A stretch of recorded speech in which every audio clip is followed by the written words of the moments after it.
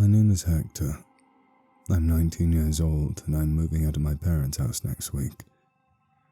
I've saved up money from my numerous part-time jobs, so I'm pretty sure I have enough to live off while I find a job in the area which I'm moving to. My friends decided to throw me a moving out party. It's going to be an all-night camping trip in the forest because they know I'm into scary places like old abandoned houses and forests. Blackrose Forest has been rumored to have had a number of strange occurrences. Things like disappearances, ghosts, and the like. So it was the perfect place for my party. I set off for the party at 8 p.m. By then it was starting to get dark out. The kind of atmosphere I like. My friends Kevin, his girlfriend Lacey, Steve, and Joe were waiting for me by the entrance to the forest. "You ready to go in?" Kevin asked. "Yep, sure," I replied. And so, on we went. The woods were so dense because the trees were very tightly packed. This made it difficult to move through the forest with all our camping equipment and food, but we persevered. 30 minutes later, we reached the clearing. We could see the night sky perfectly, so we set up camp there. I had a brilliant time. We had a few drinks, told scary stories around the campfire, and Joe even brought some weed. We basically did all the typical things teenagers did. We were acting like idiots, but I didn't care. It was a welcome break from my crappy job at McDonald's. By 10:45 p.m., the place was a wreck. There were beer cans and food wrappers everywhere. We had no intentions of cleaning up afterwards because people never come out here anyway. So who's going to care? Lacey, who was very drunk, went into the woods, possibly to take a piss or puke. I don't know. She didn't tell us, so we didn't ask.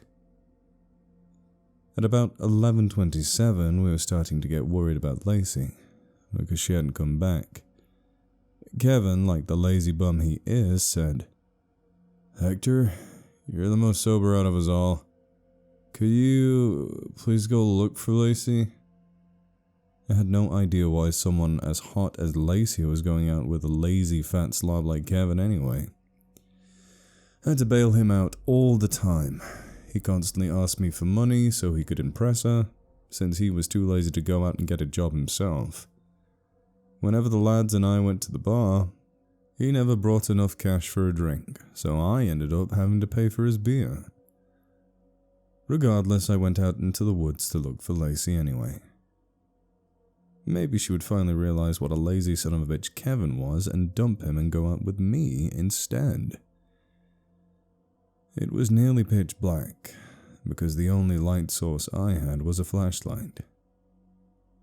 I must have been looking around for a good 26 minutes before I found any sign of Lacey.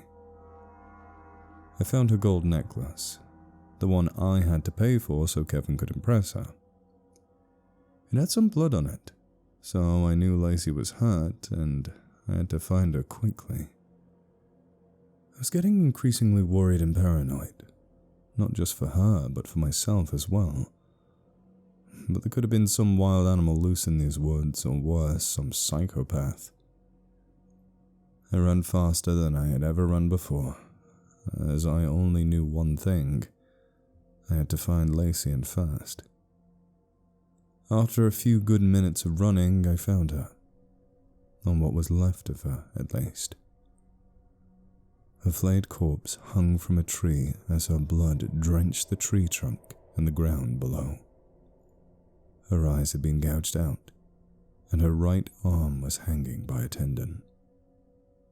I only knew it was her because her blood-stained clothes were next to the tree she hung from. I threw up and started crying. Someone had done this, I thought to myself. That's when I noticed the sign written in her blood on one of the nearby trees. Crime, angering us, sentence, death. Was this meant for her? No, it couldn't be. It was written in her blood.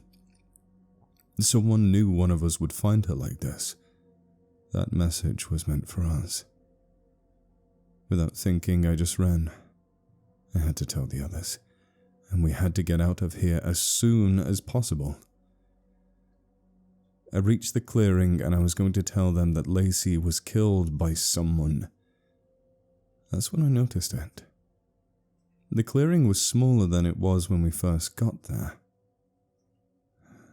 No, this couldn't be real. It was the trees.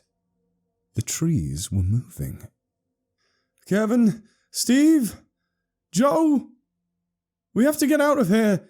Lacey's dead. The trees, they're moving, I shouted. Kevin looked at me confused.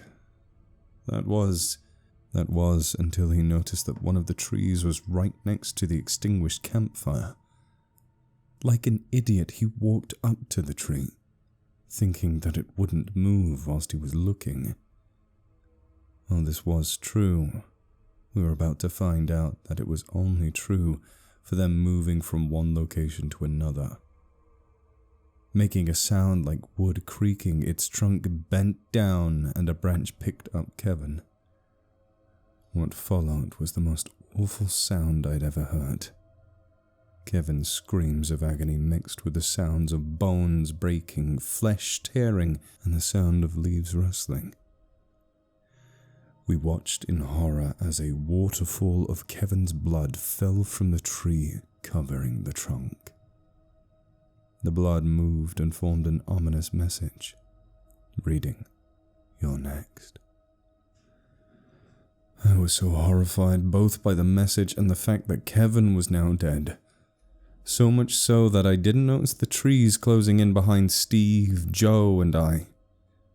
I didn't understand how it was possible for trees to move, because their roots were still lodged in the ground and there was no sign of the ground being disturbed in any way. I didn't have time to ponder though. My remaining friends and I just ran. Running through the woods was the worst thing ever, especially knowing any of the trees could pick us off and kill us.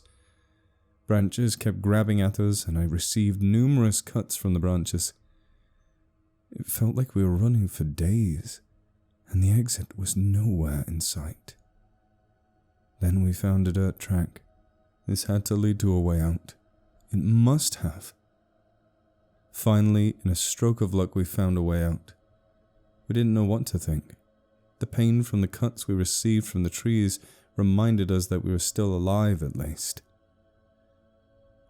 We agreed to never speak of this night ever again, and we would just have to tell Lacey and Kevin's parents that they went missing in the woods.